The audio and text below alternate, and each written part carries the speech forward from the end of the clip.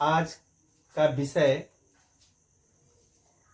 या कह लें आज का टॉपिक 7वीं कक्षा के लिए और 7वीं कक्षा के साइंस सब्जेक्ट का पहला टॉपिक मानव विज्ञान और प्रौद्योगिकी है।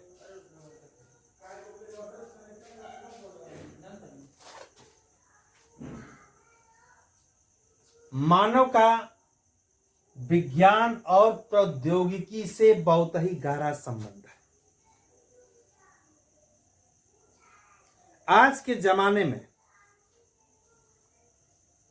विज्ञान और प्रौद्योगिकी के बिना मानव का एक पग भी आगे रखना मुश्किल हो चुका है।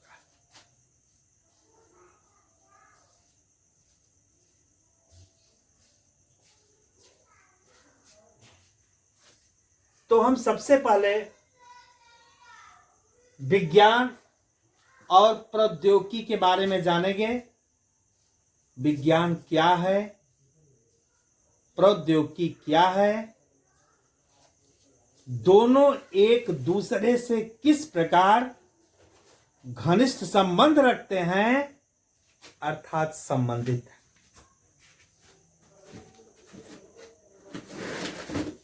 विज्ञान की परिभाषा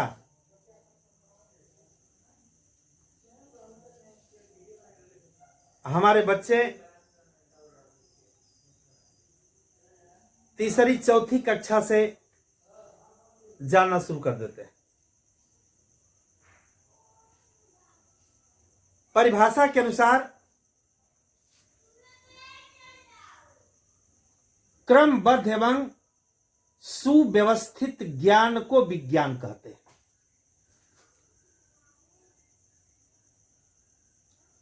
यह क्रमबद्ध और सुव्यवस्थित ज्ञान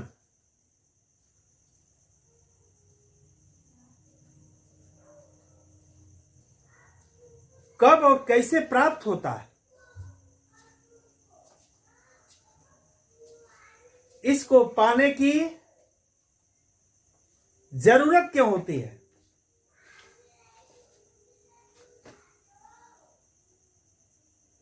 जब मानव के सामने किसी भी प्रकार की समस्या उत्पन्न होती है तो मानव उसका समाधान चाहता है।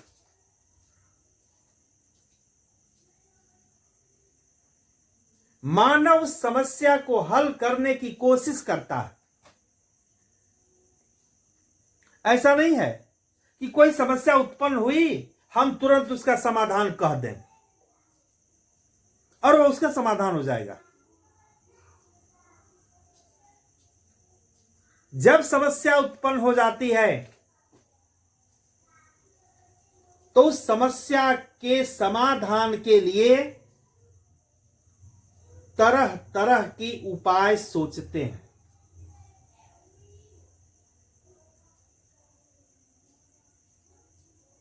इससे हमारे मन में बात आती है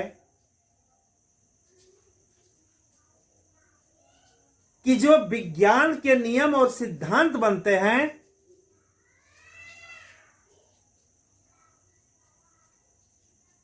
वह बड़ी कठिनाइयों को पार करने के बाद मिलते हैं। उन्हें प्राप्त करने के लिए कुछ करना होता है। जिन्हें वैज्ञानिक विधि के चरण कहते हैं।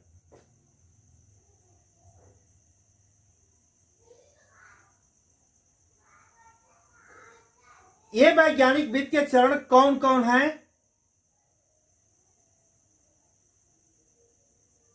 सबसे पहला चरण आता है समस्या। इस पर अभी चर्चा हुई है कि हमारे सामने तमाम समस्याएं उत्पन्न होती हैं और समस्या के हल के लिए, समस्या के समाधान के लिए हम भिन्न भिन्न प्रकार की सोच सोचते हैं या उसके उपाय लगाने की कोशिशें करते हैं।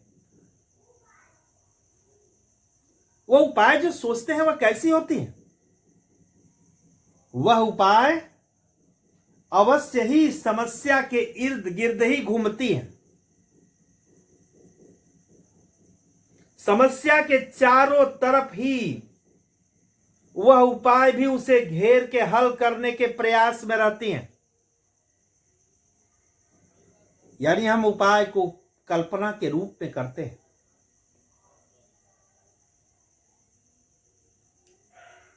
और वह कल्पना समस्या के चारों तरफ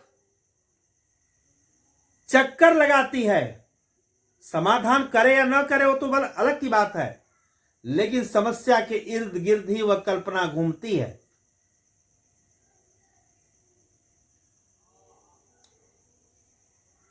समस्या के परितः चक्कर लगाती है। इसीलिए इस चरण को हमने परिकल्पना कहा। किसी समस्या के समाधान के लिए अनेकों परिकल्पनाएं करते हैं, और उन प्रत्येक परिकल्पना को सही साबित करने के लिए, या कहें तो उस परिकल्पना के द्वारा अपनी समस्या का हल करने के लिए प्रयोग करते हैं, जो परिकल्पना पर आधारित होता है।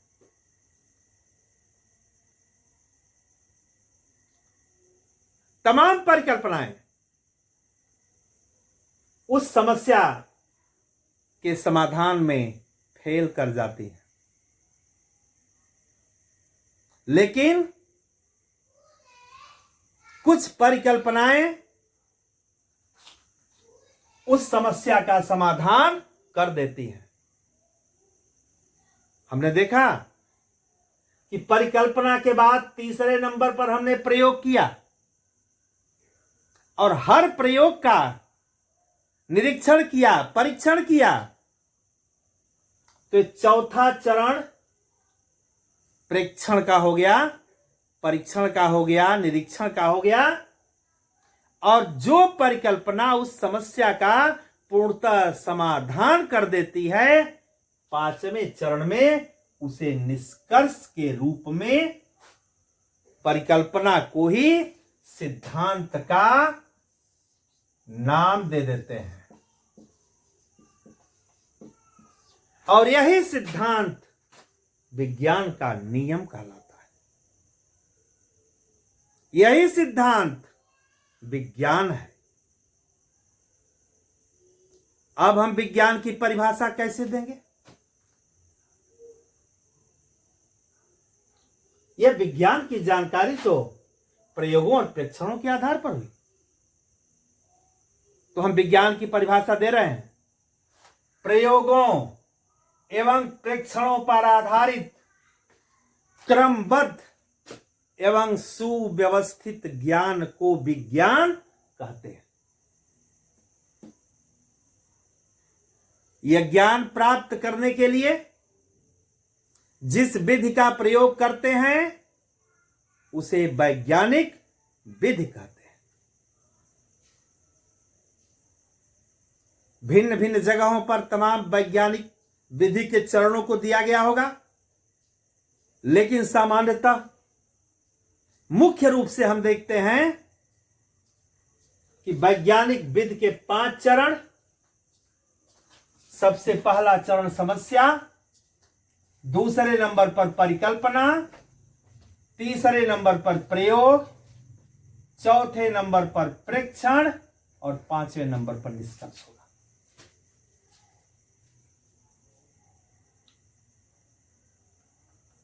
अब प्रौद्योगिकी किसे कहते हैं? जब यही विज्ञान द्वारा प्राप्त होने वाले नियम और सिद्धांतों का हम व्यवहारिक प्रयोग करते हैं,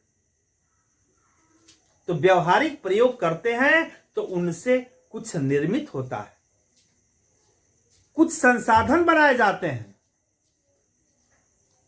और उन संसाधनों से मानव के कल्याण हेतु हम कार्य करते हैं, और उसी को प्रौद्योगिकी कहते हैं। अब प्रौद्योगिकी की परिभाषा सुने। विज्ञान के नियमों और सिद्धांतों के अनुप्रयोग से मानव हित के लिए संसाधनों का निर्माण ही प्रौद्योगिकी कहलाता है। प्रौद्योगिकी को अंग्रेजी में टेक्नोलॉजी कहते हैं।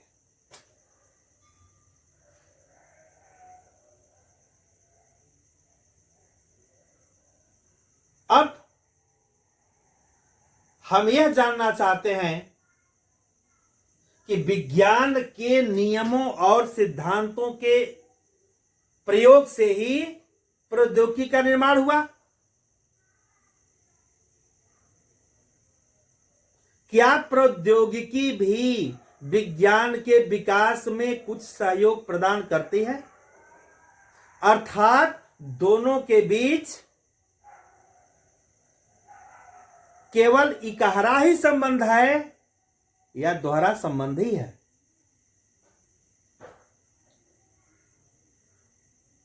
केवल एक दूसरे को प्रभावित करता है या दोनों एक दूसरे को प्रभावित करता है? हम देखते हैं कि दोनों एक दूसरे को प्रभावित करते हैं और दोनों के बीच एक प्रमुख संबंध स्थापित है। हमने देख लिया कि विज्ञान के नियम और सिद्धांतों के प्रयोग से ही प्रौद्योगिकी का निर्माण हुआ, लेकिन प्रौद्योगिकी के फलस्वरूप विभिन्न तरह के अनेकों तरह के यंत्रों का निर्माण होता है, जिन यंत्रों का प्रयोग विज्ञान की नई नई खोजों के लिए किया जाता है। इससे स्पष्ट हो जाता है कि विज्ञान और प्रौद्योगिकी दोनों एक दूसरे पर आश्रित रखते हुए अपने बीच एक अच्छा संबंध बनाए हुए हैं। अब हमें देखना है विज्ञान और प्रौद्योगिकी का मानव जीवन पर क्या प्रभाव है। आज का मानव जीवन हम देख रहे हैं,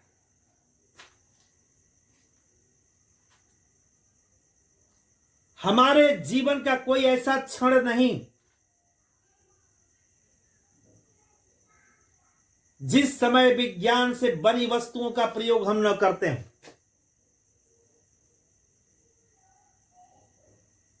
और एक समय ऐसा भी रहा जिसको हमने देखा तो नहीं, कुछ कुछ देखा भी होगा, लेकिन बहुत ज्यादा सुना है।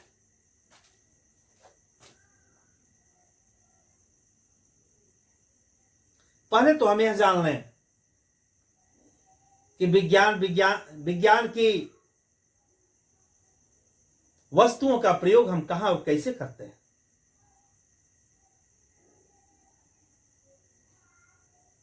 जीवन का कोई ऐसा पल नहीं जब विज्ञान की वस्तुओं का प्रयोग हम न करते हैं। हम रात में सोए हैं, पंखा चल रहा है, एसी चल रहा है, घर में फ्रिज चल रहा है, बल्ब जल रहे हैं, ये किसकी देन है? क्या कहीं आसमान से टपकने वाली वस्तुएं हैं? क्या वस्तुएं पहले के समय में मौजूद थी? नहीं, ये सारी वस्तुएं विज्ञान की देन है। सुबह जगने के बाद हमारे जितने भी क्रियाकलाप हैं और सोने तक के समय में जितनी वस्तुओं का प्रयोग होता है, सारी वस्तुएं प्रकृति में केवल अपने आप कहीं से उग नहीं गई, बल्कि विज्ञान ने बनाया है।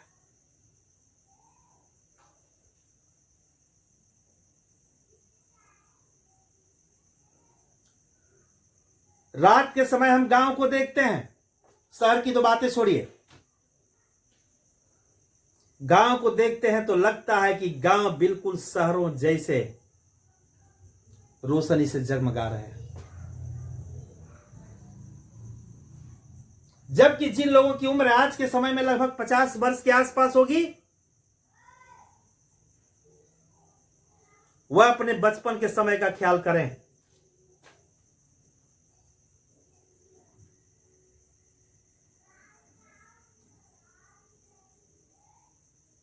मैं बच्चों से चाहूंगा कि वह अपने पिता या अपने बाबा से इस बात पर चर्चा करेंगे। वो बताएंगे समय क्या था। आज के समय में हम अगर रात में भी, अंधेरी रात में भी चलना चाहें तो अंधेरी रात में भी धीरे धीरे हम रास्ता तय कर सकते हैं, क्योंकि चारों तरफ इतने बल्ब, इतने प्रकाश उत्पन्न करने वाले यंत्र लगे हुए हैं कि उनके प्रभाव से वह अंधेरा देखने को नहीं मिलता है जो आज 50 साल उम्र पार करने वाले लोगों ने देखा है।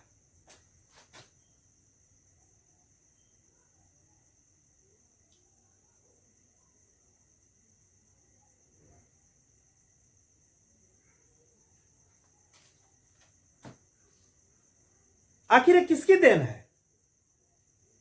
यह विज्ञान की देन है।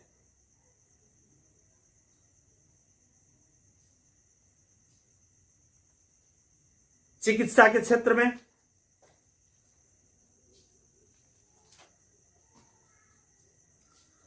पहले बड़ी महामारियां फैलती थी। आज इस समय महामारी का ही समय चल रहा है,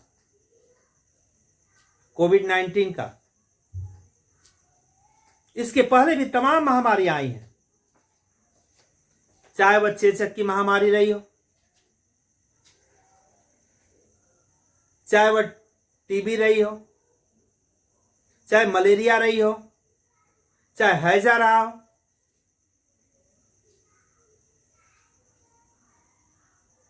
यह लॉकडाउन की हालत उस समय भी चलती थी किसी विशेष एरिया में, और इनमें से किसी एक महामारी के आने पर लाखों लोगों की जानें चली जाती थी।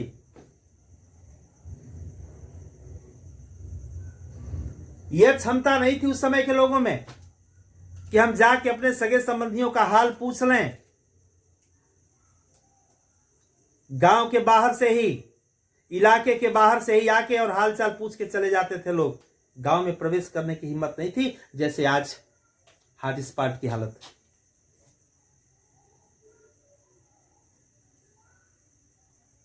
लेकिन सारी महामारियां खत्म हो गई।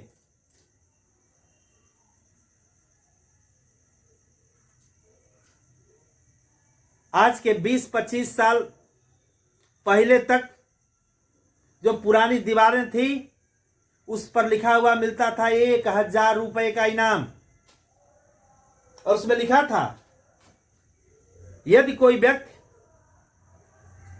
चेचक, बड़ी माता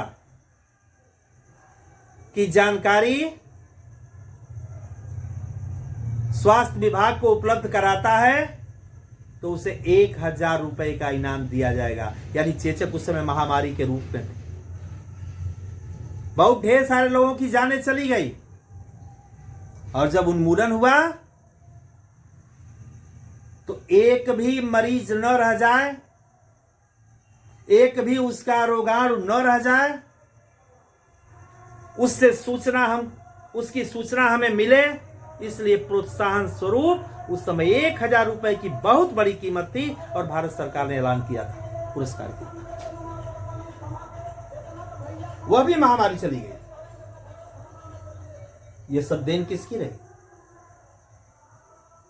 यह विज्ञान और प्रौद्योगिकी की देन रही।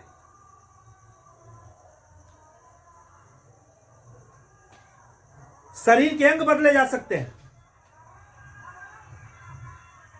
शरीर के अंदरूनी भागों की जांच की जा सकती है, मस्तिष्क की जांच की जा सकती है, पूरी बॉडी की जांच एक साथ की जाती है।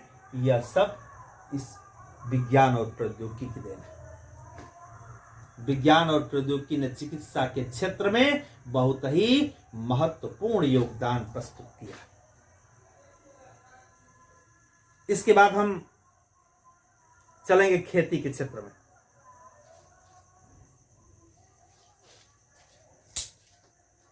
आज पूरी दुनिया में, और खास करके हम अपने देश की भी बात करेंगे, देश की भूमि पर जनसंख्या का बहुत बड़ा दबाव है और यह दबाव दिन पर दिन बढ़ता ही जा रहा है। सर्वेक्षण के आधार पर हमारे देश में लगभग 3 सेकंड में 2 बच्चों का जन्म होता है,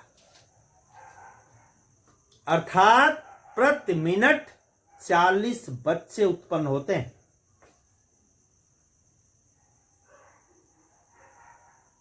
एक घंटे में 2400, लगभग 2500 की संख्या जन्म लेती है।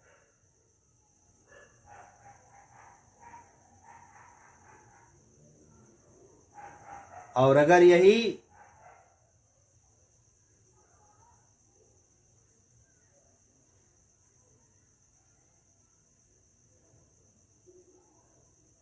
यही रफ्तार रही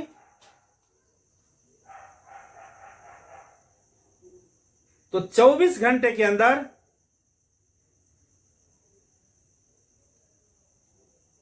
यह संख्या 60,000 के आसपास जा सकती है। इतनी तेजी से जनसंख्या बढ़ रही है,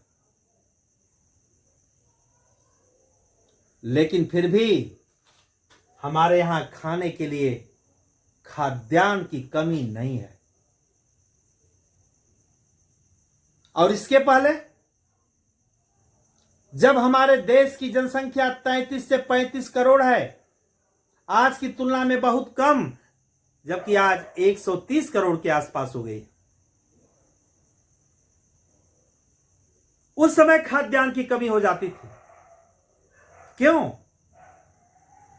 क्योंकि हमारे पास न तो उन्नत किस्म के ट्रैक्टर थे, न उन्नत किस्म के हल थे, न उन्नत किस्म के बीज थे, न उर्वरक थे, न अन्य कृषि के यंत्र थे। तो इनके अभाव में अनाज का उत्पादन बहुत कम होता था। लेकिन विज्ञान और प्रौद्योगिकी ने इन यंत्रों का, इन बीजों का, इन दवाओं का, इन उर्वरकों का अंबार लगा दिया, जिसके चलते आज वही भूमि है। हम आज खाद्यान्न दूसरों को निर्यात करने की क्षमता में हैं। अपनी कमी होने का तो कोई सवाल ही नहीं।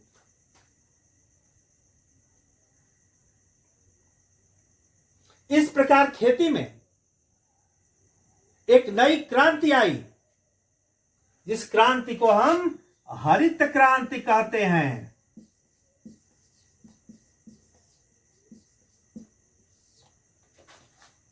हरित क्रांति की परिभाषा क्या है?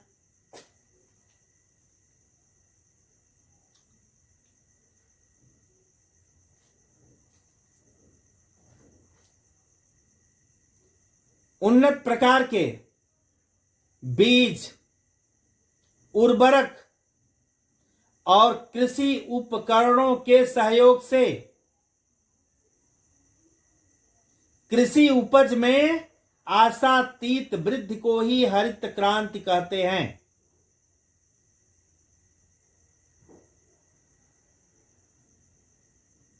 यह तो प्रभाव रहा हमारी खेती पर, यानी कृषि पर, विज्ञान और प्रौद्योगिकी का।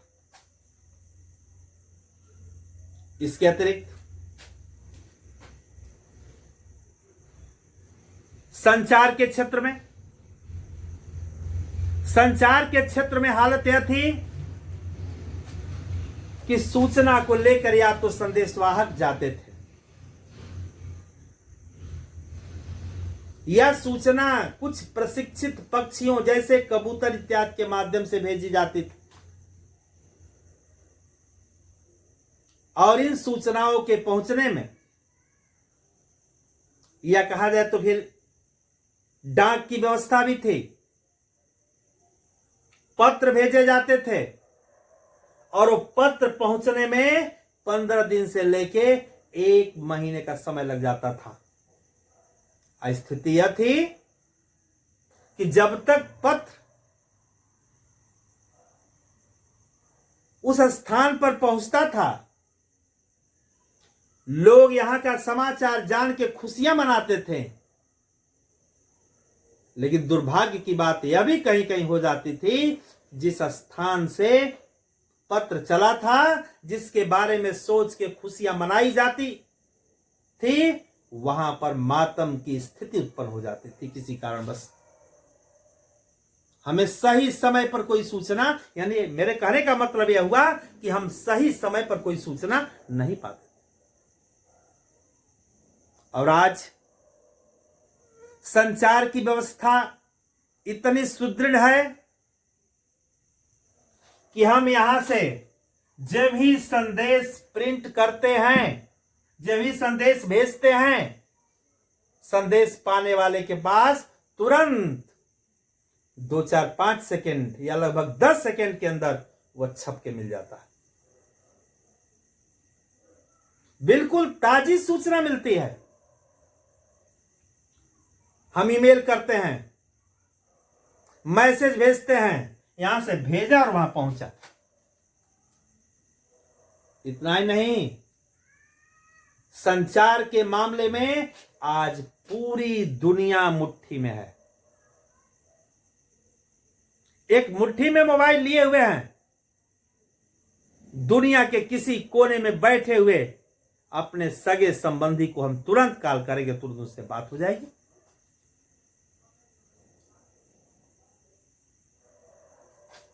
यह बात वीडियो कॉलिंग के जरिए भी हो जाएगी। हम और वह दोनों एक दूसरे का चेहरा देख के बात करेंगे। आखिर ये सब संभव हुआ किसकी देन है? यह विज्ञान और प्रौद्योगिकी की देन है। यातायात के क्षेत्र में, यातायात के लिए इक्का चलता था, तांगा चलता था, बैलगाड़ी चलते थे और इस पर बैठ बैठ के लोग कुछ दूरियां तय करते थे। लेकिन आज तीव्र गति वाले वाहन, यह विज्ञान और प्रौद्योगिकी की देन है।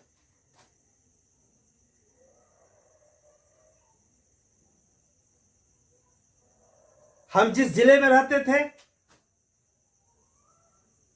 अगर वहां कभी कोई काम पड़ता था जिला मुख्यालय जाने के लिए, अगर 50-60 किलोमीटर की दूरी है, 100 किलोमीटर की दूरी है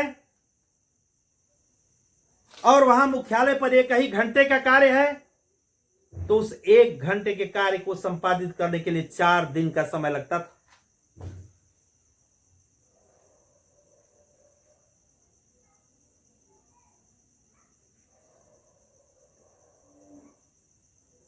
चार दिन में हम पैदल जाते थे, वहां काम करते थे, धीरे धीरे कुछ अपने सगे संबंधियों के स्थानों पर रुकते हुए तब घर पहुंचते थे। और आज क्या हालत है? 100 किलोमीटर की दूरी है,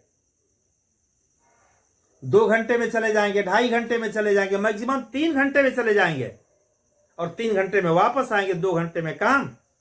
8 घंटे के अंदर आना जाना, अपने सारे क्रियाकलापों को संपन्न करना, सब कुछ हो जाता। रात में सोते हैं अपने घर, फिर लौट के आते हैं तो सोते हैं अपने घर। क्या विज्ञान प्रौद्योगिकी की देन नहीं है? क्या इससे हमारे जीवन स्तर में सुधार नहीं हुआ है? बिल्कुल हुआ है। सुरक्षा के दृष्टिकोण से, सुरक्षा के लिए atom bomb, hydrogen bomb, tank, युद्धपोत, मिसाइलें, ये सारी चीजें देश की सुरक्षा करती हैं बाहर के अतिक्रमण से, बाहर के आक्रमण से। तो क्या हम इसे अपनी प्रगति न माने?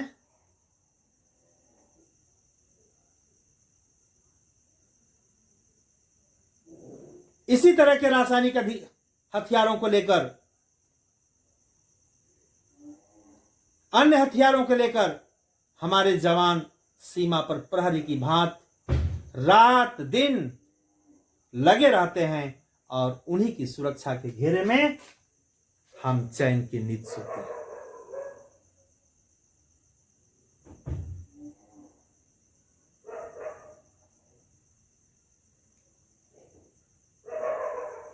इसके अतिरिक्त अनेक प्रकार के उद्योग, चाहे वस्त्र उद्योग है, चाहे भवन निर्माण के लिए आवश्यक सामग्री से संबंधित उद्योग है, इन सबको स्थापित करने के लिए विज्ञान और प्रौद्योगिकी की भूमिका बहुत ही महत्वपूर्ण साबित रही है। और इन सारे उदाहरणों से यह स्पष्ट हो जाता है कि विज्ञान और प्रौद्योगिकी मानव जीवन को बेहतर बनाने के लिए